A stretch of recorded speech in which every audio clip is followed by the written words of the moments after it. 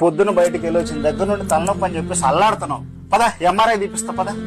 MRI ఖర్చు ఎంత అవుతుందండి? ఎంత అవుతుంది? 8,000 రూపాయలు అవుతుంది. పొద్దున శారీ షాప్ కి వెళ్ళినప్పుడు పట్టు చీర 8,000 రూపాయలు చెప్పాడు.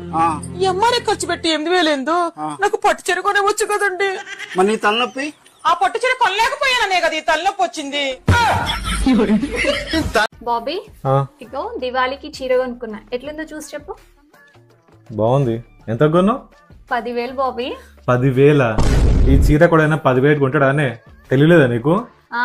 అది లేకే మన పెళ్ళప్పుడు నేను 10 లక్షలు పెట్టి కొన్నా. రోజు మా ఆయన 2 మూరలు పూలు తెస్తుంటే మా ఆయనకి నేనంత ఎంతో ప్రేమ అనుకున్నాను. కానీ ఈ రోజే తెలిసింది ప్రేమ నా మీద కాదు, పూల మ్యాంటి మీదని. ఈ గిన్నె ఉంచుకొని ఓ 100 రూపాయలు ఇప్పించండి. ఇవాళ జడ్జనక అనే భక్తి సినిమా రిలీజ్. దీనికి 100 కష్టమమ్మా, 50 అయితే ఇస్తా. పోనీ అదైనా ఇప్పించండి, 4 ముత్తైదులన్నా తీసుకెళ్తాను. నువ్వు తగ్గొద్దు, నువ్వు వెనకడుగు మ్యాటర్ ఏంటో తెలిపోవాలి. ఫోన్ రావట్లేదు, కింద గమ్ము కట్టండి చెవేటి.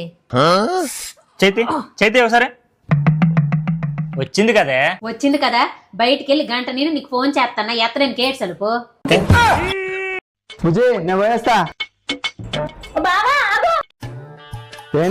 వచ్చేటప్పుడు ఉల్లిగడ్డలు, ఆలుగడ్డ, టమాటాలు తీసుకురా. వాళ్ళు ఇచ్చే ప్రతి అడ్డమైంది తెచ్చావు, ఒకటొకటి ఏరి కోరి చూసిరే. నా కాండాన్ని మొత్తం ఏరి కోరి చూసి మెచ్చే కదా నేను తీసుకొచ్చింది. అవును, అయితే నువ్వేమో చక్కగా ఉన్నావే. ఇంట్లో లైటర్ కనిపించలేదు, నీకేమన్నా కనిపించిందా? ఫస్ట్ నీ ఫోన్ ఎక్కడుందో చూసావా? నా చేతిలోనే ఉంది. దాన్ని తీసి చెత్త కుప్పలో పడే, అప్పుడు తెలుసు ఇంట్లో ఏమున్నాయో లేవో అని. నువ్వు నాకు చెప్తున్నావా? ఫస్ట్ నీ ఫోన్ పక్కన పెట్టి నా పావడి తీసి నీ ప్యాంట్ వేసుకో. చల్లగా కాలు వచ్చినప్పుడే డౌట్ రావాల్సింది. బావా ఏడున్నావు?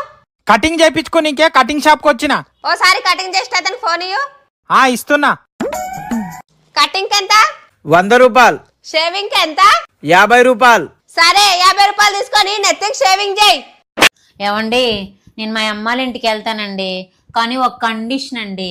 ఏం కండిషన్? మీరే నన్ను మా అమ్మాళ్ళ ఇంటికి దించి రావాలండి. సరేలాయా, కానీ నాదొక కండిషనే. ఏంటండి? నేను వచ్చి తీసుకెళ్లేంత వరకు మీ అమ్మాళ్ళ ఇంటి దగ్గర నువ్వు రాకూడదే.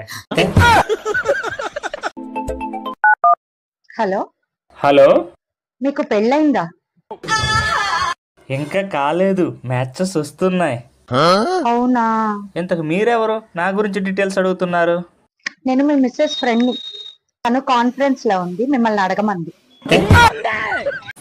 అవునా రావునా, మీ ఆయన ఎవరో లేడీని బండి మీద ఎక్కించుకొని తిరుగుతున్నాడు.